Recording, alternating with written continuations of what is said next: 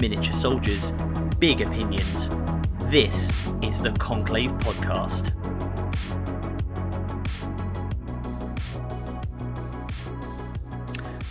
Good evening and welcome to another episode of the Conclave Podcast. Tonight you've got me, Adam, the Legal Department, my friend Ed the Sandman. Say hi, Ed. Hi, Ed. And of course, BDR himself. It's Richard, everyone. Say hi, Richard. Hi, Richard. Good. Again, we're just stealing jokes from Winters' channel now. That's how we operate. So tonight we are going to be talking about a few different things, but mainly focusing on Space Marines. Yes, we all know we talk about them a lot, but that's the way the hobby is at the moment. Tonight we're particularly going to be focusing actually on the Dark Angels, because we've actually got the true firstborn son of the Lion here in the form of the Sandman, who absolutely bloody loves them. So he's going to offer some expert views and opinion on the new expert Dark Angels. There, guys. yeah, expert, loosely defined in the Dark Angels Index, which came out fairly recently. Now, we do all know that the Death Watch and the Space Wolf supplements have come out very recently as well.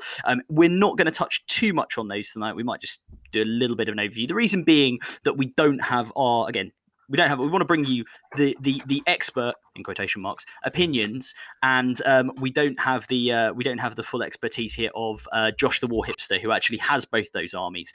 So we're going to get him involved to talk about those at some point in the near future. But just to start us off this evening, let's have a quick chat about how we're getting on with some hobby progress. So, Sandman, do you want to kick us off? Yeah, well, I think everyone will understand when I say I went back and revisited some of my Deathwing models. I'm sure we will expand upon the reasons for that later. I managed to buy, funnily enough, despite the fact that the limited edition Chaplain was just released this weekend, I managed to buy the old limited edition Chaplain just because I absolutely love that sculpt. And so I managed to buy him. He was the last character that I needed. And then I've just, thrown together a few more Thunderhammer Stormshield guys. Just for a list I'm building, and that's really it. Really, I haven't done too much actually. It's a bit of a shame. So a bit of a change of focus away from the Gene Stealer cult again for reasons we'll get into probably very shortly this evening. No, for sure. Yeah, the Gene Stealer cult list is pretty much all painted. I've got quite a few more acolytes to finish, but they're basically tabletop ready, and I'm one of those tabletop ready guys. Like not like Quips the tabletop ready, like actual tabletop ready. Like you're not paying Siege Studio, so you're okay. Oh, that's true. It did save a lot of time. He's going to kill us for that. But yeah, absolutely. I will get that contrast paint on, get them looking as good as I can get them, and then hopefully move on to something else. Very nice. And what about you, Rich? What have you been up to? So I've decided second lockdown to start a second army. So I say start. So I have the Indomitus box. So I've got some Necrons on there. So I started doing some like test schemes just to see what I want to do, like paint wise. But just I started kind of built all the Necrons and kind of started painting those, and I've so far gone with as far as I like the color purple on them, and that's about it. I also bought some Lich Guard because I was going to say not that I'm biased because of my chapter colors, but purple is a good shout. But no, the Necrons are a bit of a slippery slope. I mean, I had like a Cryptek and a few bits and bobs, and then the Indomitus box came out, and now, as we all know, I've got a pretty large Necron force actually, so we're not quite at the 3 Canoptek Doomstalkers yet, but we'll get there. I think for me, I'm on holiday. Yay! But only today and tomorrow, which has coincided with good weather, so that's good. But I have been working in my sort of spare time on getting more Battle Sisters added to the Sisters of Battle army, because the one thing I realised I didn't have in my Sisters of Battle army was probably enough troops to be able to properly run the sort of list I want. The other weird thing about the Sisters of Battle is that their basic troop unit also doubles as a couple of other units. So Dominions and Celestians, which I won't go into what they do, but they're both sort of elite choices, and they're just essentially the same model with a slightly different gun loadout. So this way I've got a bit more flexibility in my army, but I'm working my way through those at the moment. So that's my hobby progress. So I think we're... No, I've got a question. So I know in 8th edition when people talked about sisters, they used to kind of describe it as a horde army in a lot of ways. Is that less of a thing now? Was that partly because of points and things like that, or is that still very much the case? I think you can run them as a foot horde. People have done it with some success, building in stuff like the Triumph of St. Catherine, which is the sort of glorified funerary procession, which is just such a cool model. Again, mine is all unbuilt. Of the buffs. Yeah, and again, just to give full credit here, very kindly, Sandman actually bought a raffle ticket for me, because he'll kill me if I don't mention this. He very kindly bought a raffle ticket for me for the charity raffle at the London Wargaming Guild's Winter Warfare event in late 2019, before Nurgle's Plague, because I didn't have a note on me, like a cash note to pay for one, and I happened to win. So realistically, Sandman won me the Triumph of St. Catherine. So I'm gonna have to remodel one of the models on the base to look a bit like him. I think that'll work. Just your head on like a nice story. Poor Sister of Bell.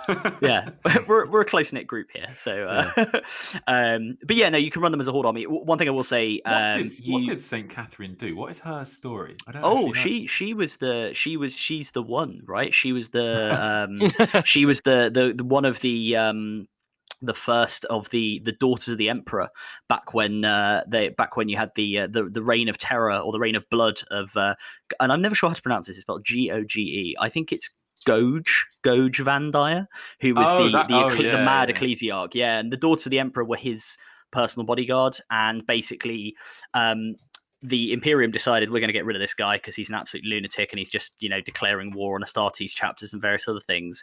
And they laid siege to the Ecclesiarchal Palace on Terra. And when the Space Marines and the Custodes walked in, they found these crazy, super powerful sort of female warriors who were protecting him. And there's, one of them took down a custodian, which I know is going to really annoy Quickster. Was that because you couldn't have men at arms or something? Wasn't it? No, like that? So this was before that. This was Right. This was just his personal bodyguard of these elite warrior women, and basically 6 of them get taken by one. Eventually, the Custodes sort of convinced 6 of them to come before the Emperor himself, and no one knows quite what was said.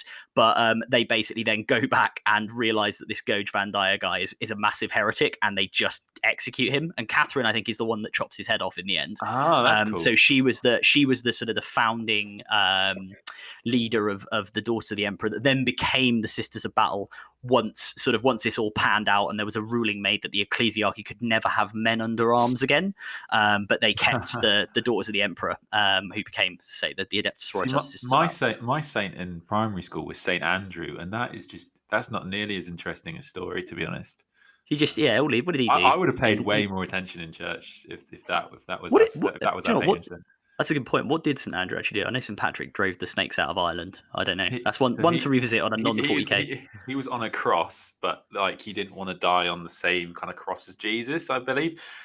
Rich, as a hardcore Christian, I'm sure you'll correct me on this. And so his cross was slightly rotated. Hence the X on my teachings have dwindled over the years. But I can actually say I used to be an altar server, so I probably should know. Yeah, by the way, guys, BDR is actually a massive evangelical. So if you're into that sort of thing, I'm kidding. And if you are into that sort of thing, you know what, you do you. Let's not alienate anyone here. But yeah, so I've been working on Sister Battle. One, just to go to what I was saying about a horde army, before we do focus on Space Marines, I did a shout out to another podcast here, the Sister Act podcast, which is really good. If you're a Sisters of Battle player, look it up and have a listen. Hosted by two chaps over in the US and Canada, and there's some really good sort of strategy and tactics there. Most recent episode, they were talking to a guy who ran a horde of mortifiers, 12 mortifiers in a Sisters of Battle army. And if you don't know what a mortifier is, it's basically this kind of robotic construction to which heretic or sinful sisters repentia, who are a particular unit in the army, are sort of strapped to, and they're forced to go and get their penitence. The reason it's good in the game is it can be equipped with 2 heavy bolters, which, as we all know, have got improved fairly recently. It's got a feel no pain. It's toughness 5, and it also can be equipped with these things called penitent flails, which mean each one of them dole out 15 attacks when they get into combat. So they're pretty nasty, and they're actually reasonably durable, and they're fast. They move about 8 inches a time. When they're sort of up and running, so yeah, they're pretty nasty. So you can run them as a horde, both with your regular battle sister and with these mortifier engines. So let's move on to enough sister battle chat. We'll do a full episode on them at some point. Definitely. But yeah, to move on to the Space Marines and to the Sons of Caliban, the Dark Angels. Let's have a quick chat about them. So, as we all know, recently there have been a series of indices, to use the correct term, for the various Space Marine chapters since the new codex has come out. I'm sure Rich has some words to say at some point about the Blood Angels version of this, because I don't think it's gone down too well. But on the other end of the scale, Sandman is delighted, as all of the Dark Angels players are, I think, at least, with the index for the Dark Angels. So, to kick us off, Sandman, what's in the index? Overview. Why is it good? Why do you like it? Yeah, I mean, it's funny. It's funny that you touch on that. Delighted is a tough term, because it's the problem is when things are so obviously powerful, it kind of takes away a bit of the enjoyment. So essentially, the thing most people are excited about with the Dark Angels is Deathwing, and so what we saw in it's funny enough, we talked about with the Necrons how I've forgotten his name, but the Sortek character, he got access to Agents of Vex essentially, and it was like, so GW have identified this rule and made it less common, but then they've just given it to this guy for free. And they seem to have done the same thing again, where they've looked at transhuman physiology. Transhuman physiology is a stratagem for Space Marines that means they can only be wounded on a 4-up, and it got introduced with the second Space Marine Codex in 8th edition, and it was very quickly the most, or if one of the most powerful stratagems in that codex. And then it got abused. It got used a lot. And GW went, that's too much. So we'll take that away, generally speaking. And they've taken it away from, so now it can only be used on Primaris units, which is still very, very good. But, they've taken it away from a lot of things. And one of the main things they took it away from was Terminators. The reason it's so good on Terminators is because Terminators are T4. It's their only weakness is that they're actually not that tough. And yet they've taken away from everybody, and then in the same breath, almost, they've then just slapped it on all of the Dark Angels Deathwing units. Which the Deathwing for the Dark Angels is the first company. That's what that means. There's a little bit of a crossover here. So there's the Deathwing and the Inner Circle. So the Dark Angels, as everybody knows, are very, very secretive and keep themselves to themselves. And the Inner Circle is yeah, exactly. We were going to talk about Dark Angels.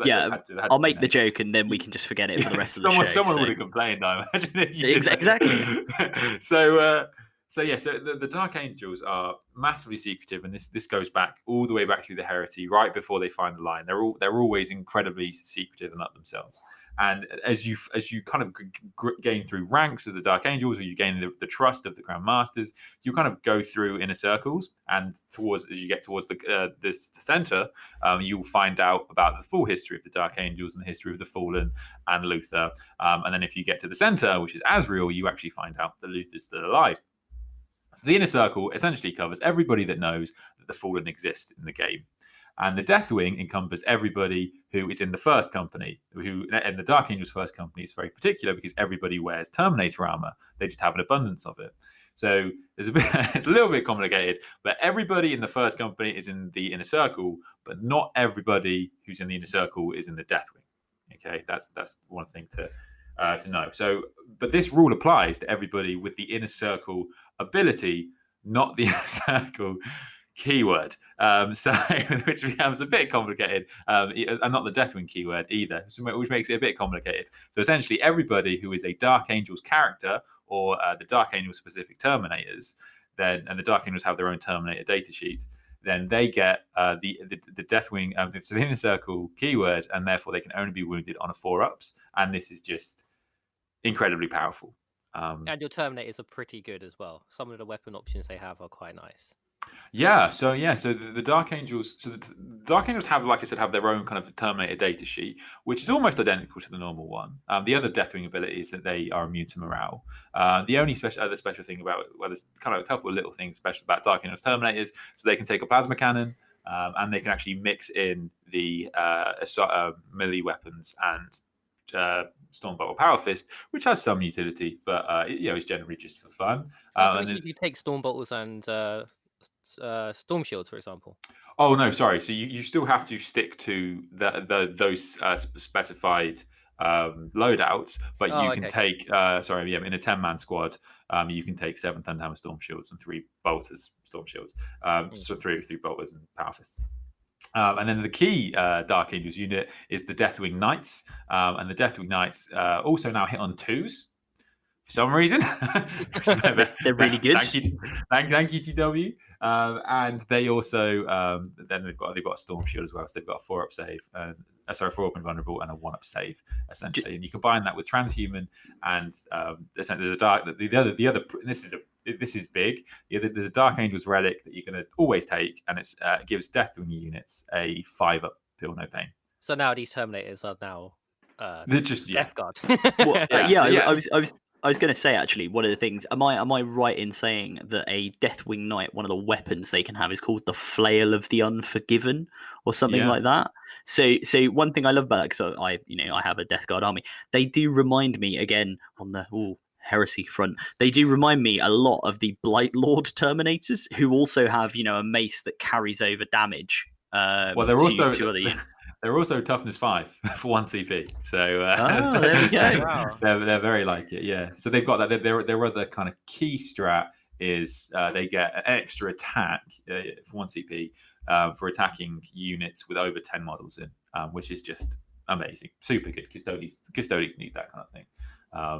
There's definitely a lot of stuff that if you're a Custodians player, you're hurting a bit. So it's probably a good thing Alex isn't here. Which would be good. We can feel the outrage just bleeding through on our WhatsApp group.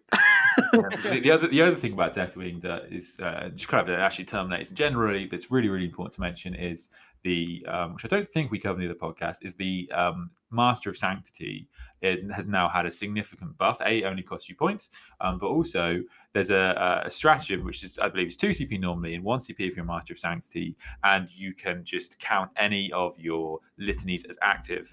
And one of the litanies for the Space Marines is +2 to charge, and so that means that you can deep strike your Terminators and your Master of Sanctity, spend the CP, and now those Terminators have a 7-inch charge, and you can actually stack that with a Combined Assault, which is a Dark Angel stratagem, which means that you can, if you've got a bike unit that hasn't advanced that turn, you can deep strike the units wholly within 6 inches of that model, and then they have to be over 6 inches away instead of over 9. And that sounds like quite a few things, but ultimately it's a pretty easy way to get a 4-inch charge, and then the worst comes to worst, it's a 7-inch charge. So it is very reliable, and like I say, it's not. It's not that hard to do that. It's like lots of armies. Something really cool about that strat is when you used to have a chaplain that was in a vehicle or in deep strike, they couldn't get their litany off until the next turn. But with that strat, you can do it. Was it in the movement phase? I think. I think at the end of the do it any phase. Or you can do it any you can do it any phase, which means you're not just tied down to doing it at the command phase, or which has so much utility and power to it. Yeah, and then one thing as well that the Dark Angels kind of have, which stacks with the Deathwing nicely, but just generally, is we have the Ravenwing Apothecary. And yeah, Rich, I know you have some opinions on the Apothecary. Yeah, well, I think, to be honest, I think still something from Tabletop Titans. The Apothecary is now the leader of the Space Marine armies. It is the go-to unit you take in every Marine army if you can. Which I think every of them can, because just the Feel No Pain is so strong and so good. and having it on a bike with so much movement, so it can keep up with other bike units or other fast units, is only going to give you so much board control and ability to do things. Which is also, like, talking as a Blood Angel player, we have the Sanguinary Priest who can have a jump pack, so it's something that's really strong.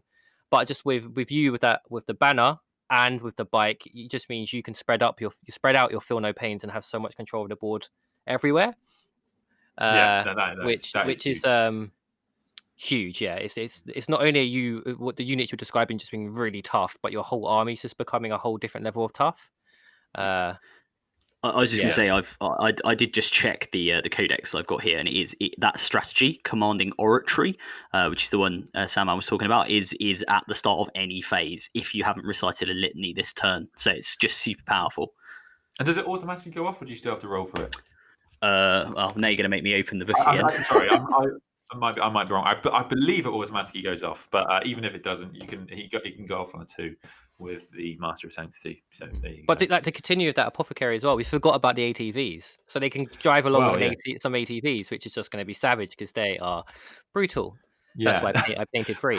I will touch on the TV. I appreciate I had a very long monologue there about the difference between Deathwing and Inner Circle, and it is a little bit complicated, but it's actually probably a bit more present in terms of Ravenwing. So the reason it's weird is because Games Workshop created a system for the keywords, and it's an excellent system. And the idea works pretty simply. If you give things the keyword, you can affect any of these units with the keyword. So it's in most prevalent at the moment with core.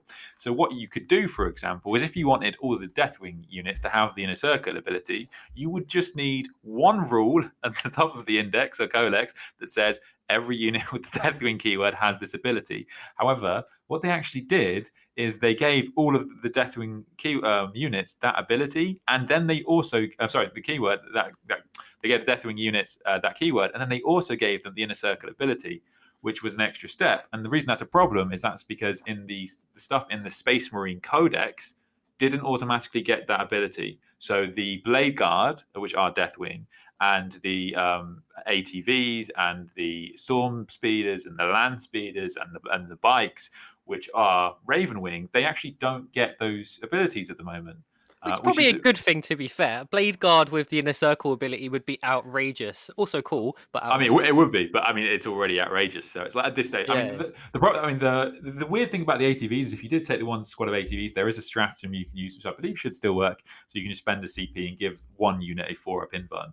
But it's a bit annoying because I love the Outrider models and I would love to run 3 squads of them. But when you're comparing them to the normal bikers, and the normal bikers have a 4-up in burn or a 5-up in burn now, which is a nice little buff that we got, then it's a pretty big deal, to be honest, which is a shame. But it's just funny to me because they made this amazing system for keywords and then didn't use it. Well, sometimes I guess they just got to play around with how it all works. But yeah, no. I mean, well, look, it sounds like there's a lot of things to be excited about. I mean, do you want to just to go back slightly? Obviously, you gave us some background just on the lore of who the Deathwing and the Inner Circle are, and I think listeners like hearing, or I hope you like hearing, a little bit of background lore. Can you tell us a bit more about, first of all, the Ravenwing? And I'm hearing wings a lot. Do you want to just give a very quick overview of what that's about? Why the Dark Angels have these different sort of groups? Sure. Yeah, this is going to be a reasonably long monologue, I feel. So essentially, the thing about the Dark Angels that is unique to them is that they are the first Legion.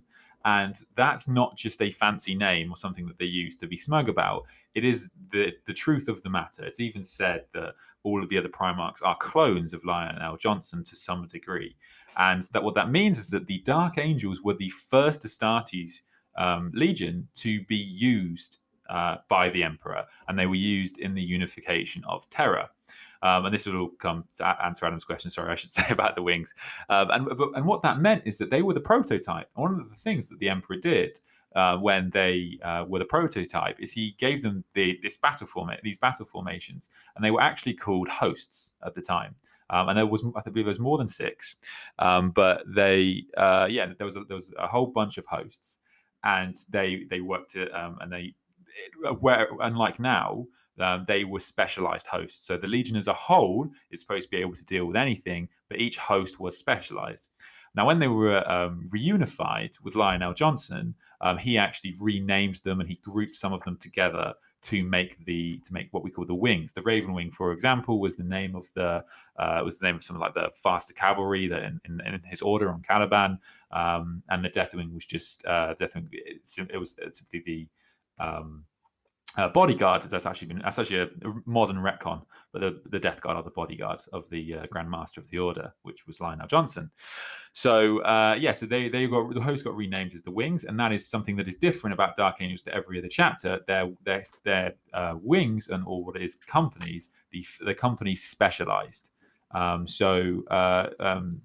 in the Legion, and there were 6 wings in the Dark Angels and the Heresy. So we have I'm going to forget one now, but we have the Death Wing, the Raven Wing, the Iron Wing, the Fire Wing, the Storm Wing, and the Dread Wing. And the Dread Wing are everybody's favorite. They sound awesome. Yeah. So the Deathwing are the bodyguards of the Lionel Johnson. The Raven Wing kind of like the fast attack scouting. The Iron Wing encompass like the kind of like the tech marines and the kind of tech side of things. The Fire Wing are all about like assassinating. A lot of the hosts were put together, so they're kind of multi-purpose, but they're kind of about like assassinating, cutting the head off the enemy. And the Storm Wing kind of encompass basically the rest is the other thing. So they all the way from your basic troops kind of and planes and all that kind of stuff. So and then the Dreadwing, and so the Dreadwing are probably the coolest one, which don't exist now, unfortunately. But as I said, the Dark Angels have lots and lots of layers, and they are full of secrets. And this if you look at the Dark Angels' history, there were always going to be a bunch of secretive bastards. So not only was the Lion brought up on Caliban, and he was in a forest, and he was brought up in this incredibly secretive environment, which was the Order. Then when he was reunited with the Dark Angels, and their history was being the First Legion and witnessing the atrocities that the Emperor and Malcador ordered them to do to unify terror and onwards, they were always and there were things that they just weren't allowed to tell the other legions. And then in some ways they kind of acted as the teachers for a lot of the other legions. And so they were always secretive bastards. The Emperor gave them lots of equipment that he couldn't give to the other legions, and so that's even more things they had to keep themselves to themselves. And so what this means is that there are loads and loads of layers inside of the inner circle, and the Dreadwing bisect them all. So it doesn't matter who you are in the Dreadwing, what kind of wing you're in, you might still be part of the Dreadwing. And the reason that's cool is because then the Lion or whoever's master of the Dreadwing can call a Dreadwing assault, which essentially means everyone who's in the Dreadwing, if the Dreadwing protocols are enacted, will peel away from the main fighting force and join the Dreadwing assault. And it happens a couple of times in the Heresy, and it's just fucking awesome. And it has a loose kind of tactical sense to it. It's like because the Lion was made to fight other Primarchs, kind of like Russ in that respect. And so you'd want to do something that would throw your opponent, which kind of makes sense. And then to get back to Adam's question, what happened was after the destruction of Caliban, and obviously Rabute Guilliman creates the Codex Astartes.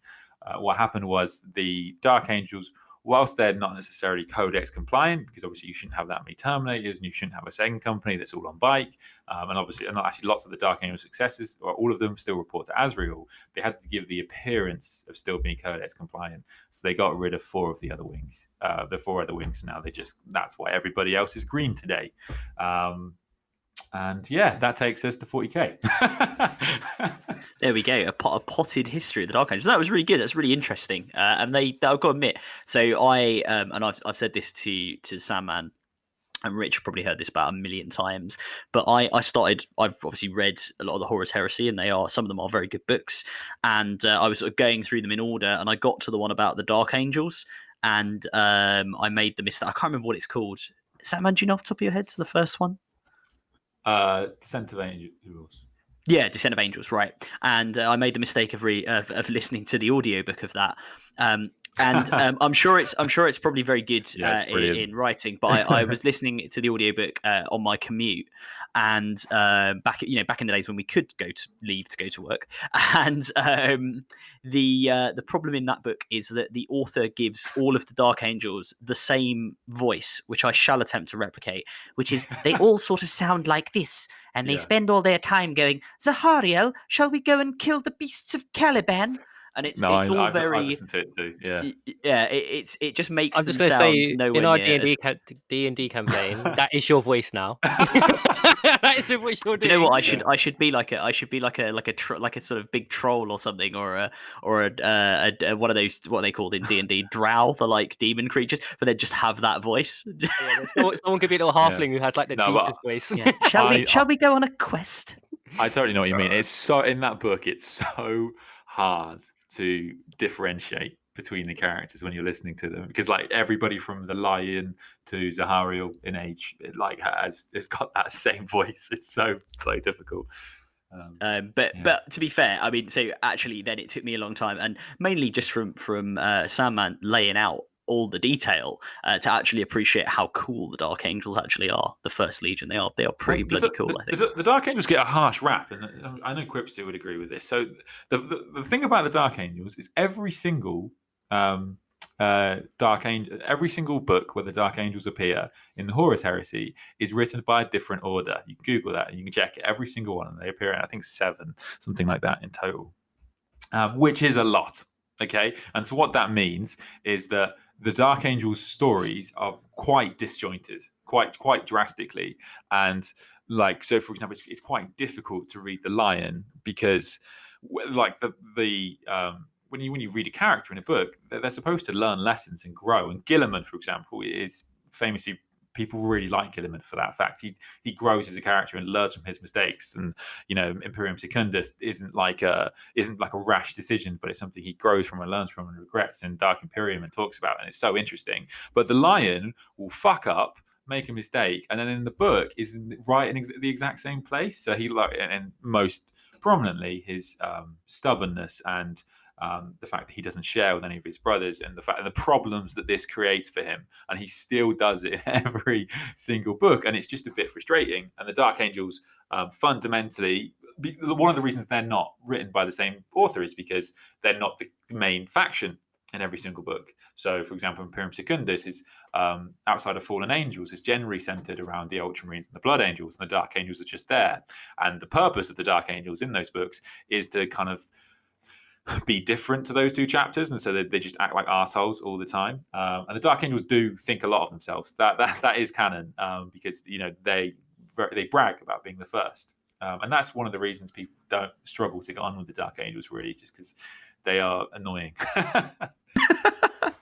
It takes a big man to admit that his favorite chapter is just fundamentally quite annoying. I should say some nice stuff now. So, So go. Yeah, the Dark Angels. If you get into 40k like I did, which is how I think most people do, and you read the wikis, and you listen to Wolf Lord Rowe, and you listen to all of these amazing YouTube channels that are out there. If you do that, and then you take in as much of the Primarch knowledge as possible, because it's just fundamentally interesting, most people come to the same conclusion, which is that from that, the Dark Angels are awesome. And the Lion is ridiculously powerful and just incredible as a Primarch. And that is... And one of the reasons, that is just in terms of books, like how you write them is one thing, but in terms of the feats of the Lion, she's just such an incredible character to love and to like. So, for example, I'm just off the top of my head. So he was born. He's found in a forest in Caliban. Right, that was where he spent the first part of his life. And before he's an elf. I mean, I was going to say like Mowgli or something. I mean, he lived in a jungle. We didn't brag about it. It's like Mowgli, but if Mowgli was surrounded by chaos beasts. And so, bearing in mind, the plan of the Chaos Gods was to release the Primarchs, have them hopefully turn evil someday, and then turn those legions against the Emperor. The Lion still doesn't turn traitor, which is just incredible. He other things that the lion does. He he understands that he's actually so humble as a character. And the thing about the lion, and 40k fans might not know this so much, the phrasing of the lion is loyalty is its own reward, and he's obsessed with loyalty. And even the emperor makes the comment that between Gilliman and the lion, he thinks that the lion would stay loyal. Gilliman might be tempted because Gilliman is an empire builder fundamentally. So this, and in terms of Primarch battles, which is just something that you can't not be interested in if you're a fan of Warhammer, the lion comes out incredibly well. So if people do the rankings of who they think is the best Primarch for fighting levels, Sanguinius pretty much always comes out as number 1. Yeah, But 2 and 3. Two of the massive contesters for 2 and 3 of that list are going to be Lehman Russ and Conrad Kurz, and the Lion beats them both. So Jagatai Khan not get a say? I mean, they're all very good, and depending on which perspective you're writing from, outside of Lorgar, you can make a case for pretty much any of the Primarchs. But I think certainly. Yeah, I think Jagatai gets forgotten about a little bit, which is really bad, right? Because the White Scars are quite cool, and they have their own like very cool lore. And Jagatai Khan is a really like fundamentally quite cool character, but I think he just gets. I think unfortunately he's just been forgotten about a bit. But yeah, completely. I see what you're saying, Ed. Like, yeah, Sanguinius normally is like, Space Jesus comes out on top, but then you've got sort of Lim and Russ and Conrad Kurz and the Lion all sort of duking it out. So ultimately, what he does is just so incredibly powerful. It is very nice to follow a faction that is as competent as the Dark Angels are in battle. So they are, and like I said, everything from 40k is written from a certain perspective. So you do bear that in mind. But the Dark Angels are just outright said to be the best at multiple times. And it's actually one of the problems other people have with the Dark Angels, because that's a bit boring, really, to have one faction that is just good at everything. But it is incredibly cool.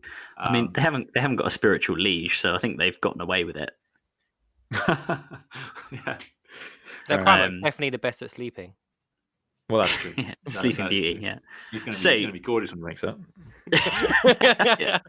So, what would you if you've got somebody who comes into the hobby and they want to put together a Dark Angels army on the tabletop, they want to reflect the fluff, what are your like top 3? And I assume you're probably going to repeat some stuff about Deathwing here, and that's fine. But what are your like, I don't know, let's say top 5? These are the units you should look to get and look to build up, and that's going to give you the kind of the fluffy Dark Angels army.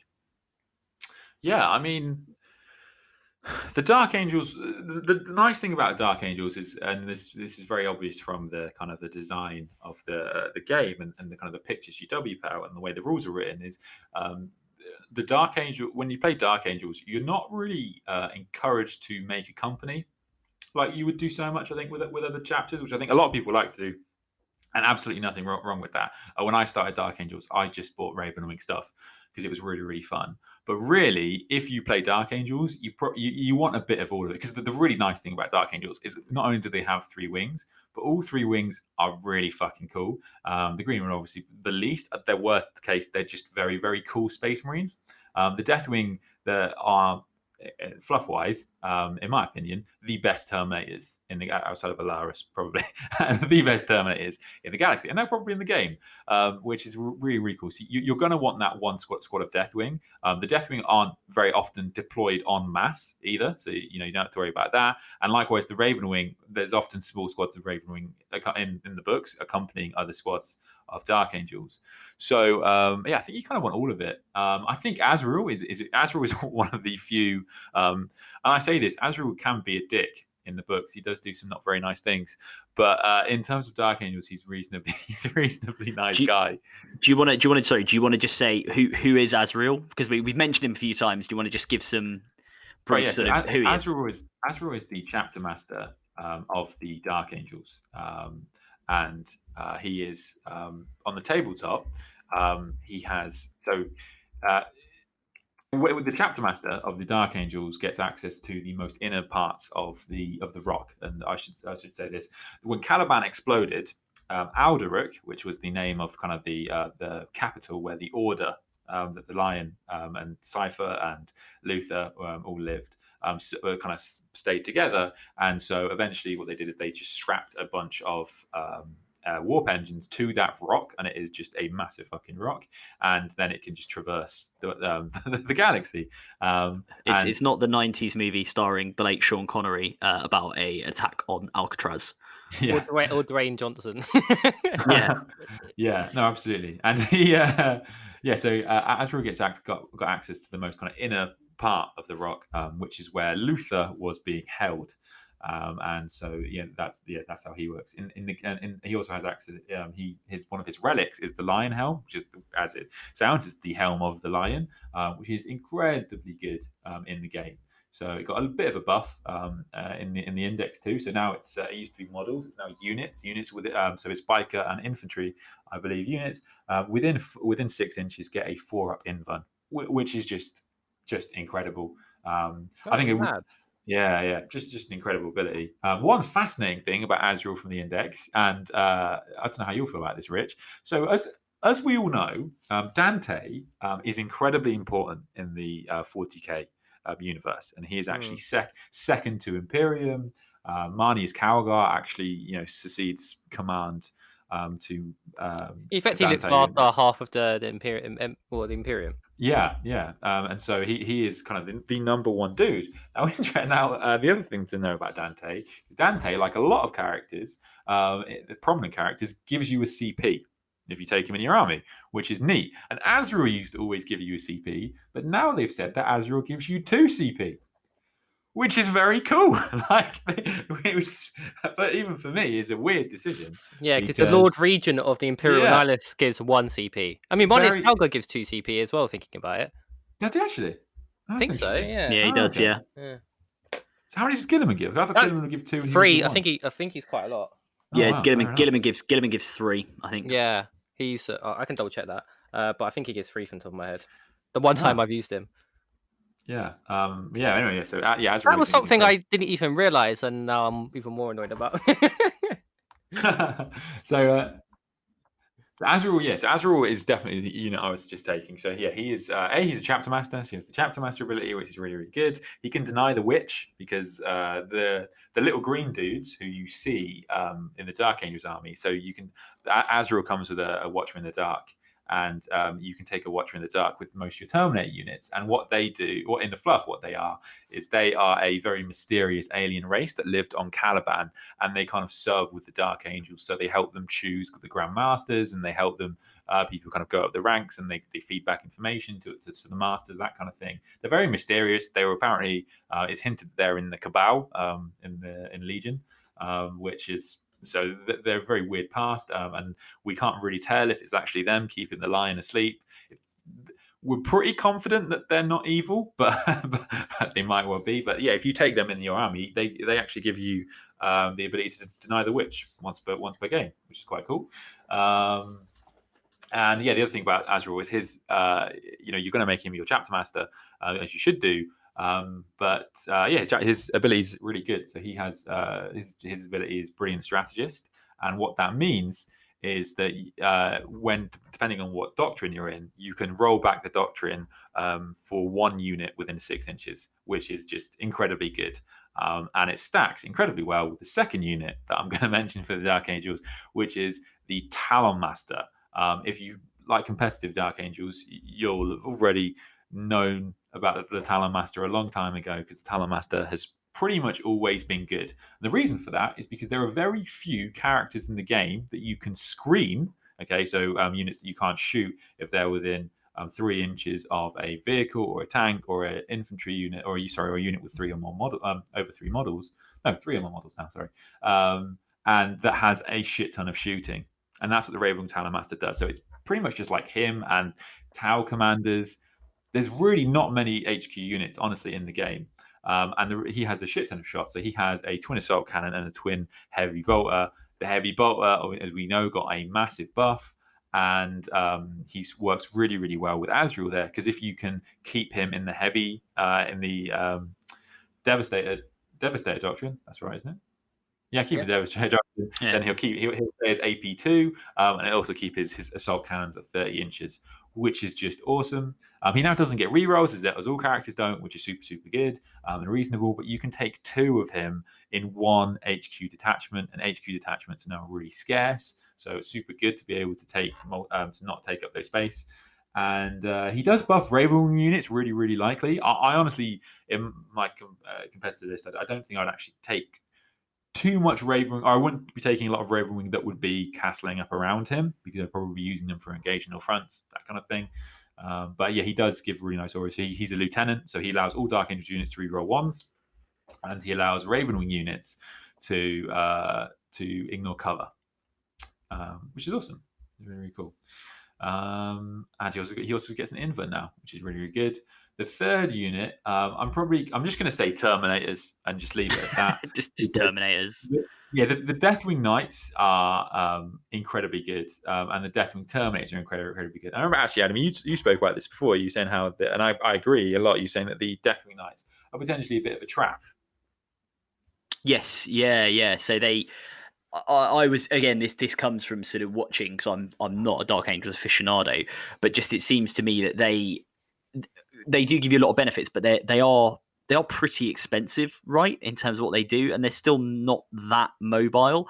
And I think the argument that I've heard people making, and again, to give some credit, this is an argument I heard on, I think it was Vanguard Tactics, Stephen Box, who, again, another excellent podcast channel. Go and check it out if you listen to this. And they were kind of talking through Dark Angels with a chap who was a guest on the show. And again, apologies to him if he's listening. I do forget his name. But he plays Dark Angels, and he said he thinks the Knights are very good, and even the Terminators as well. They're very good. But once they're in, they're in. Right, so even with those stratagems you're talking about in terms of getting them into a charge from the Raven Wing, and lowering that charge distance down to like 4 inches, fine. But once they are on the board, they are on the board, and they're not going to go many other places. Right, so if you've got a mobile enough army, which actually quite a few armies can kind of do now. So obviously the obvious ones are Eldar, Harlequins, Drakari, but even like the Necrons with like Veil of Darkness and some of their abilities to kind of move stuff around the board, they can be quite quick. There's an argument to say that they're a bit of a trap if you go all in on them, because you play, if you've got someone who's a decent player, what they'll do is they'll go, I know I'm not going to kill that unit, or I'm going to have a great deal of difficulty killing that unit. I'll just play around them. You're only in one place on the board, and it depends on the mission. It depends on where the objectives are. It depends on where they come in. It depends on your screening. Just out of interest. No, the Deathwing Knights don't, right? No, okay. No, they don't. I mean, not that makes a moving ability a lot bigger, higher, but it's still something. But it gives you more flexibility for sure. No, I do really agree with that, and I think I would pretty much most of the time take a blob of 5, because they are stupidly resilient. And they force your opponent to play around them, and that is not nothing. If someone's feeling like, I'm just going to play around the Deathwing Knights, absolutely, that means they're massively out of position. But for some, as you say, Adam, and for some armies, it's just not that difficult. So not only the fast armies, but armies with a lot of troops, like whilst your charge is very reliable, having a really reliable charge with your Deathwing Knights into Nurglings is still not particularly great. So they paying back the points? And as you say, Adam, like even something like Death Guard is going to be able to just advance away from them, and the Deathwing Knights move 5. So I would be probably a bit hesitant to go for the blob of 10 there. And I actually do just prefer the normal Terminators, because if the worst comes to worst, and that does happen, if you take the blob of 10, that's still, as I run them, 40 heavy bolter shots, at AP -1 now, and then 4 missile launchers, 4 missile launcher shots, and they're actually cheaper also. So that's at least something, and you're getting some decent utility out of that. And you plunk that in the middle of the board. You're controlling the middle of the board. Yeah, and to be fair, that is a great point, Rich. That is the lovely thing about things like Deathwing Knights, is because in olden times, that would be kind of lost efficiency. But now, I don't know. I mean, Deathwing Knights are quite well, I guess. Yeah, 1 squad of 5 is probably not too much just to hold the center of the board. And there's also kind of I don't know if there's a massive diminishing returns to it, but I suspect there is a bit of diminishing returns when it comes to the resilience of them. Because once you've got normal Terminators that have a 2-up or a 1-up in cover with a 5-up feel no pain and a 4-up because of Azrael, it's like to get the the 0 up in cover, or the 1 up normally naturally from having the Storm Shield. It's like, I mean, I don't think it's necessarily worth it to lose out on the bowlers personally. But the Deathwing Knights are awesome. And the other thing to point out is, whilst the Deathwing Knights hit on 2s, all the Terminators hit on 2s when they're charged, and any of them that remain stationary are going to hit on 2s in the second turn. And quite frankly, they're probably going to kill whatever they touch anyway. So they're just very good. Yeah, they are awesome. So I would definitely say Terminators, and with that, I would probably the fourth one, I'd probably say the Ancient in Terminator armor, because you need that 5 up. That's why it just adds so much. That 5 up feel no pain. It's just amazing. Well, I was going to say, because the natural, like when I was reading this, right, and I had my Necrons in front of me at the time, I saw, you can only win them on a 4. Cool. Okay, I'll bring the Nightbringer and dole out some mortal wounds. But obviously, then if you've got if you've got stuff that can kick out a lot of mortal wounds, which quite a few armies again actually have these days. So Tyranids have their unit of Zoanthropes and Neurothropes, the sort of big floaty brain bugs. So again, I'm going to do a name drop here. If you have a look at Winter's SEO's channel and you look at how he plays Tyranids, you'll hear him bring this like smite battery of a load of these models that's in the middle of his army, because it gets rid of high toughness, low save, as in they're on like a very 2-up save or whatever unit, like Deathwing Knights, like Deathwing Terminators, like Custodes. And again, like the Nightbringer for the Necrons, or any of the Catan really can do it. Eldar have lots of ways of getting mortal wounds. But you bring this Ancient along and you go, okay, cool, I've still got a 1 in 3 chance, on a 5-up of basically ignoring the damage from this mortal wound. So again, it just massively improves your survivability and removes actually what could be a weakness for them. Or not removes it, but lessens it, I guess. Yeah, no, absolutely. And I think there's one other thing with that, because I want to touch on. So I'll just kind of round up there by saying the Ravenwing Apothecary, as we mentioned. You should take him in every game. I will say Ravenwing generally are better. They're certainly less glass cannony. So the 2 big buffs for Ravenwing are they got an extra wound across all their old bikes, as everybody did, and also they've got a 5-up invuln now when they're stationary, which is awesome. So Ravenwing also, we haven't focused too much on them, but they are still amazing. We have lost weapons for the Dark Age, at least temporarily. But they're still just ridiculous. But anything fast in this edition is it's just strong. So you can move around the board quickly, take those objectives, you're in a good place. And then you've got an apothecary now who just helps you do that.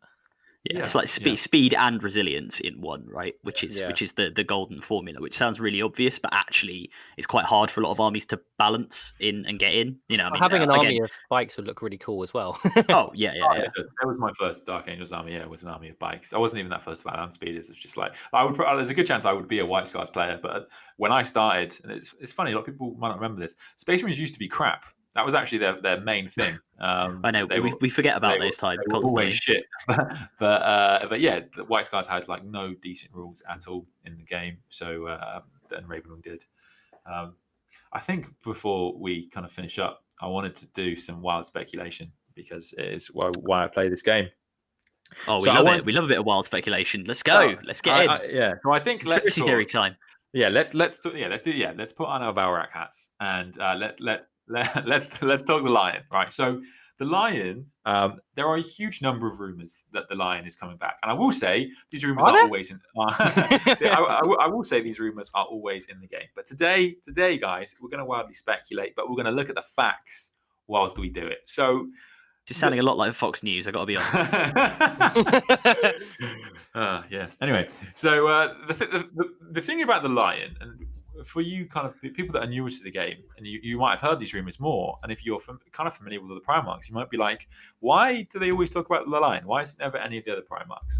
And there's actually, that's because it seems that they have made way more steps to bring the Lion back than any other Primarch. So, for example, in the White Scars book, there is mention of, I'm going to guess this, I think it's the 7th company of the White Scars who have actually gone into the webway to find Jagatai Khan. The Space Wolves have now said that they are outright searching for Leman Russ. These kind of things do exist in the webway. Obviously, the War of the Beast hinted a lot of the place of Vulcan and Dawn, actually, in the galaxy. But with the Lion, we've had an absolute shit ton. So the first one is that Cypher, who is, I should have said this earlier, actually, Cypher is he's probably my favorite thing about the Dark Angels. And massive spoiler, turn off if you don't want to hear. So the identity of Cypher has now been confirmed by GW. So the identity of Cypher is actually the lovely man Adam mentioned earlier, Zahariel. Now he is actually in Gathering Storm. Gathering Storm is the book. It's the series of campaign novels, I should say, that brought back Rabute Gilliman, and he appears for what appears to be no reason. And according, from my point of view, he hints that the Harlequins and the Eldar have an invested return in Rabute Gilliman, but as everyone knows from Eldrad, like we already know that about the Eldar, that they care, they know that humanity's fate and theirs are entwined. And he didn't really get any outcome of it. He got the closest he's ever gotten to the Throne of Terror. Gilliman didn't even address the Lion Sword on the back, which we now know. It's another thing we do know now is we now know that Cypher officially has the Lion Sword, because it is actually the exact same sculpt as the sword the Lion carries, which is super cool. So they brought Cypher back and they pushed the story as far as it can go. And in terms of story, they've actually, I would say, kind of finished a lot of the Dark Angel story. So this month, actually. It's a good timing for this podcast because this month is actually the time when the Luther book is coming out, and it's almost like we planned it. It's one thing that's been missing actually from a lot of the Dark Angels lore, despite the fact that whenever you hear anything about the Dark Angels lore, we say that Luther was the Lion's kind of father or older brother. Actually, there's not too much lore discussing their friendship. Luther is against the Lion from Descent of Angels all the way through, and there's not too much. It's showing how good of friends they are, and now we've got a bit more on that, which is super good. And also the Dark Angel storyline in 40k has basically gone as far as it can go. So I don't know. Again, massive spoilers. But the Dark Angel storyline in 40k has now explained pretty much exactly what happened on Caliban and why the fate of Caliban is what it is. And like, we've kind of done the Fallen storyline to death, I think, is essentially the opinion of most Dark Angels players. It is just boring at this point that every single book ends with the Dark Angels fucking off and going to find another member of the Fallen. So the story has been pushed as far as it can, and I think that feedback has been given to GW. So we've had that. And the other thing, probably the biggest thing, is the Dark Angels, the fundamental core of the Dark Angels Codex discusses the Dark Angels lore, and every single codex reads the same way. And it explains how the Fallen betrayed the Emperor and the Lion. They fired upon the Lion when he returned to Caliban. The Lion fights Luther, and the Lion has been entombed in the rock. And Azrael is the only person that knows that Luther is still kept prisoner inside of the rock. Now, in 8th edition, they changed that law. Now, you have no reason to ever change that law unless you want it to go somewhere. Games Workshop is famously slow and very reluctant, I should say, to make official decisions because it requires a writer or somebody to kind of put their name on the line there, because Games Workshop fans are very brutal. So what they've said now is that Luther has escaped from the rock, and they've actually said that there is a legion of Fallen, an entire legion of Fallen that is sitting in kind of the edge of the Citrix Maledictum, and that is terrifying for Azrael. Azrael is the only person that knows this. I assume he has a lot of very bad days. He knows that he kind of, I don't know exactly how he views it, but he kind of fucked up because he didn't tell anybody that Luther was still alive, and now all of the Fallen have gathered. And the other thing that's important to know about Luther is, outside of Abaddon, Luther is kind of the most powerful Chaos Lord. He is essentially, it's not officially said, but he's basically a Chaos Lord of Undivided. And any of you that have read any book where Chaos Lords of Undivided come up, they are broken in the lore. they get all the powers because that's what happens. It's now he exists, and that has to be dealt with. That for the Fallen to gather like that has to be for a confrontation between the Dark Angels and the Fallen. And for that to happen, the line has to come back, because the old storyline was such that once the Dark Angels had defeated the Fallen, the Lion would return, but they might do it the other way around now and bring the Lion back for him to defeat the Fallen. And the other thing that's really, really exciting right now, as we know, is that in the recent artwork and stuff that GW has released, they've said that the Rock is now entering the Pariah Nexus, where the Silent King, who we mentioned in the podcast, this all links together, doesn't it? Who we mentioned in the podcast is residing, and very, very famously, the Silent King hates psychers, and he uses Blackstone to actually turn off psychic field. So you know. Tigurius does fuck all against the Silent King. Now the lion is healed. He is perfectly alive and well, but he's, as everyone jokes about, just sleeping, and he's clearly been kept asleep by some kind of psychic spell. So essentially, what happens is the lion is blasted by Luther in their duel. And he actually gets sucked into the warp. This is in the original lore. I don't know if I retcon this. He's actually sucked into the warp for like a second, and he comes back out, and then he's asleep and he never wakes up. So if they can turn off the psychic powers, potentially this might lead to the lion coming back. I think I have rambled enough there for why I'm convinced the lion is coming back, and I've probably forgotten some stuff too. No, that's awesome. And yeah, I think we can all safely say, whether you are a Dark Angels fan or play another Space Marine chapter or a different faction entirely, obviously more kind of cool progression in the lore is going to be good. Whether people want to see another Primarch on the tabletop, I don't know. I mean, I would hope they do, because I think that's always cool, but we'll have to see. And again, conspiracy theory time. Well, I don't think it's conspiracy. We all know there's going to be a codex or a supplement for the Dark Angels at some point. And we all know it's coming, or we think it's coming fairly soon next year. So hopefully in what we now November, so December, January, in 2 months' time, just over 2 months' time, maybe we will have a brand new supplement which Ed can sort of pour his love of the Dark Angels into and come on and chat about, and maybe even a certain Sleeping Beauty will awaken. Well, we had new Space Wolf models come out, those Hounds of Mordecai, so that'll be the Dark Angels new model can be the lion. Yeah. It's fairly equal.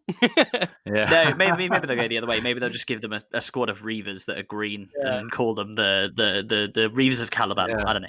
It's funny actually you say that, because one of the things that is interesting is that we probably should say some of the things in the Space Wolves Codex supplement did change from the index. So a lot of the stuff we've talked about might change. The only thing about that is that I assume the Dark Angels book has been written. So if the Dark Angel stuff has changed, it isn't from people reading it and going like, as we do, that's fucking crazy. Don't put that in the book, because GW's like, oh, we already made the book, so you can buy it or not. I don't really care. It's been printed. It's too late. Yeah. Enjoy your overpowered Terminators. Yeah, exactly. But yeah, maybe they might get changed though. Lots like there was stratagems and stuff for the Space Wolves they took away. So yeah, it might change. And the points changed as well, I think, for the Space Wolves. Some of them were like sort of ±5. So yeah, we will have to see. I mean, we will just have to see, which is a perennial thing you're going to hear on this, and I imagine many other podcasts talking about. Why would we do a 40k podcast if we didn't speculate wildly about the lion coming? Exactly, it makes no sense. I wouldn't have signed up. We need to make this a permanent segment, the wild speculation segment. Anyway, I think that brings us to time. So I would like to say thank you very much to the fully paid up member of the first company, turning up in his Terminator armor that is the Sandman, for that guide, overview, in-depth look at the lore and the rules as well of the Dark Angels. I can't tell how much that made sense, but you're welcome. Yeah, leave some feedback, guys. Comment on our Instagram. I definitely we are something. we're on at Conclave 40k. Sandman, where can people find you? On the Rock, at the Sandman Hobby. And Rich, what about yourself? Where can we find you? At Reza Prime. Amazing. And I am at ADR Wargaming. And as I say, go over to Conclave Conclave 40k, I should say, on Instagram, which is the Instagram for the podcast. And we will be sort of updating, and I'm sure we'll have some nice pictures of Ed's Terminators to go up along with the announcement of this episode. So we hope you enjoyed that. Pictures of the Okay, we'll have a limited number of Terminator pictures. But anyway, we hope you enjoyed that. Thanks very much for listening. And yeah, we'll catch you again shortly, hopefully.